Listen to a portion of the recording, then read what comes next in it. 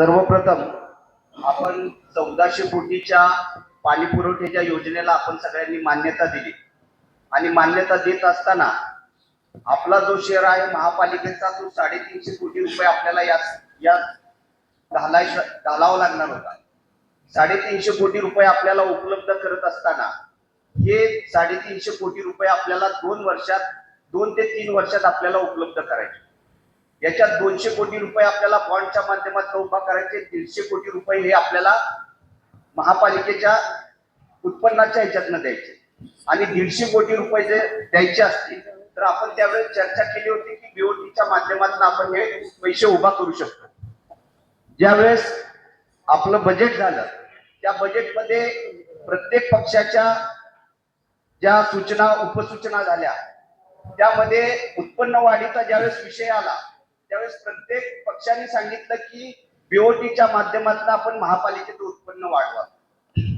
या संदर्भातलाच हा विषय आला.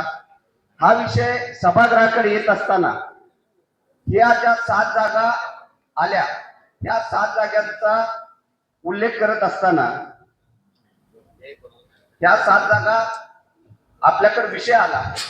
हा विषय ही कंपनी नेमण्याच्या आधी आला होता, पण मधल्या काळात आचारसंहिता असल्यामुळं हा विषय आपण घेऊ शकलो नाही आणि ह्या 7 विषयांसहित आता ज्यांनी प्रेझेंटेशन केलं त्या प्रेझेंटेशन मध्ये जवळपास 30 जागांचा त्यांनी सर्वे केला. हे सर्वे करत असताना त्यांनी ह्याला प्रत्येक विषयाला मार्किंग दिलं की आता जसं गणेश दादांनी हे फिजिबल होऊ शकेल का, याच्यातलं उत्पन्न किती मिळेल, याच्यातली आरक्षणाचा सगळा विषय विचार करून कुठल्या जागा आपल्याला डेव्हलप करू शकतो.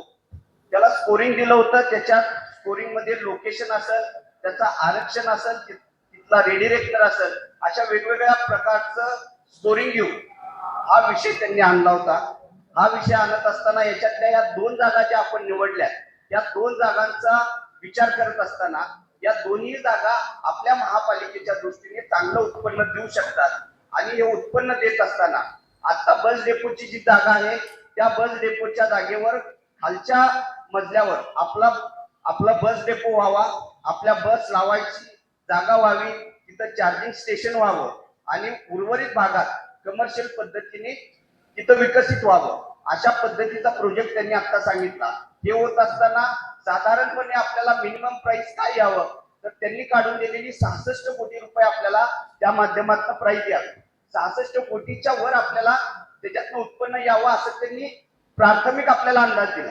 हे करत असताना आपल्याला याच्यात काही चेंजेस सुद्धा करावे लागतील. आता आपण सर्वसाधारण सभा म्हणून बसत असताना कारण इथला प्रत्येक नगरसेवक हाच विचार करतोय की मागचे जे अनुभव आपल्याला बीओटीच्या माध्यमातून आलेले आहेत ते चांगले नाही, पण काही बीओटी चांगल्या सुद्धा झालेल्या आहेत, काही बीओटी अडकल्या असतील. सर्व नगरसेवकांची ही इच्छा आहे की कुठलीही बीओटी आपली अडकू नये किंवा आपण एवढी मोठी जागा देत असताना आपलं कुठल्याही पद्धतीचं नुकसान होऊ नये, ही सगळ्यांची भावना आहे. याच्यासाठीच हे प्रेझेंटेशन आपण समोर आणलं. त्या 7 जागा ज्यावेळेस आल्या 7 जागातल्या सगळ्याच जागा आपल्याला व्यवस्थित आहेत असं नाही. काही खेळाचं मैदानाचं आरक्षण आहे, काही वेगवेगळे आरक्षण आहे, त्या ह्याच्यातनं आपल्याला उत्पन्न मिळू शकत नाही आणि काही आपल्या तिथल्या अडचणी आहेत. त्याच्यामुळे आपण सगळ्या जागा नाही घेतल्या. ज्या कमर्शियल आपण विकसित करू शकतो, ज्या माध्यमातून आपल्याला उत्पन्न चांगलं मिळू शकतं आणि ही 1400 कोटी रुपयाची योजना आपण पूर्ण करू शकतो, अशा 2 जागा आपण निवडल्या. हे निवडत असताना आता या 2 जागा सांगितल्या. सर्वसाधारण सभेच्या माध्यमातून आज आमची पार्टी मिटिंग झाली. पार्टी मिटिंग मध्ये एक मत झालं की या 2 जागा घ्याव्या, पण असं न करता माझी सभागृहाला विनंती आहे की आपल्या समोर प्रेझेंटेशन दाखवलेलं याच्यातल्या 2च जागा आपण विकसित करतो. याचं सगळं प्रेझेंटेशन बघितल्यानंतर आपण या 2 जागांना मान्यता द्यावी. मान्यता देत असताना सगळं समोर आहे.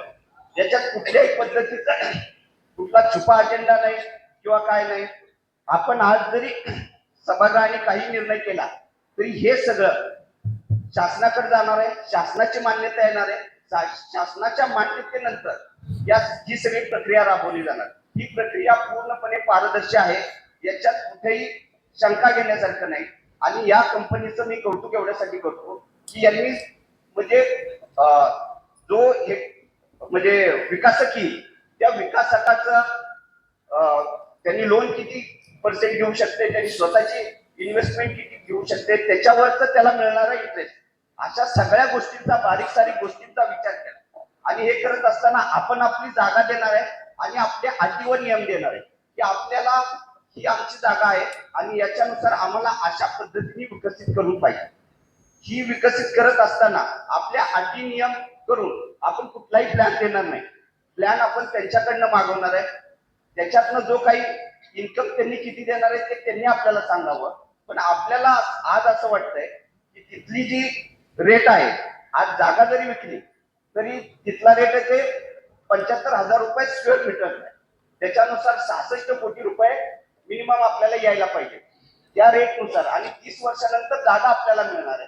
3 वर्षात प्रोजेक्ट पूर्ण झाल्यानंतर या सगळ्या प्रोजेक्टचं जेवढं टॅक्सेशन होणार आहे हा टॅक्स आपल्या महापालिकेला मिळणार आहे.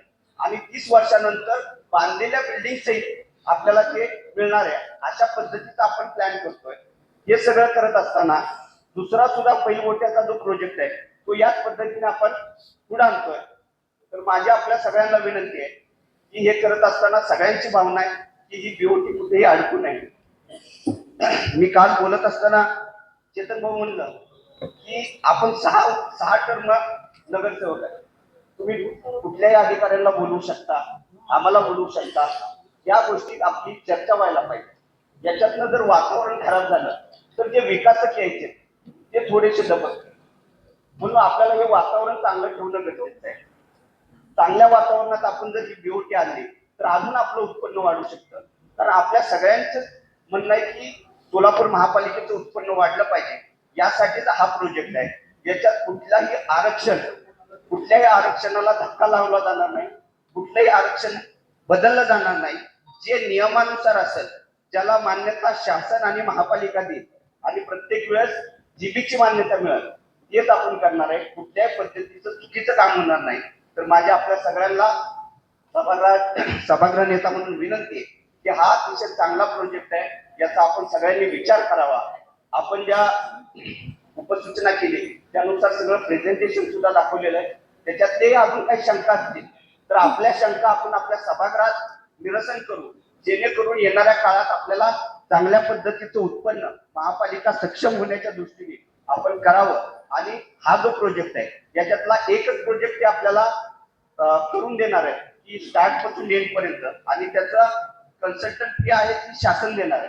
तर आम्ही आयुक्त साहेब, आम्ही सभागृहाच्या माध्यमातून विनंती करतो की शासनाकडे हे दोन्ही प्रोजेक्ट यांनी करून म्हणजे कन्सल्टंट फी न घेता शासनाच्या माध्यमातून व्हावेत अशी विनंती सभागृहाच्या माध्यमातून करतो. आणि आपल्या सगळ्यांना विनंती करतो की या प्रोजेक्टकडे पॉझिटिव्हरित्या बघावं. कारण आपल्याला मी वारंवार सांगतो की आपलं शहर मेट्रो सिटीच्या दिशेने चाललंय. ज्या महापालिका, पुणे महापालिका, मुंबई महापालिका, पिंपरी चिंचवड महापालिका ज्या जशा विकसित होत्या, ज्या सक्षम होत्या, त्या पद्धतीने आपल्याला सक्षम होण्याची गरज आहे. तर माझी आपल्या सगळ्यांना विनंती आहे की या सगळ्या याच्याकडे आपण पॉझिटिव्हपणे विचार करावा आणि निर्णय घ्यावा.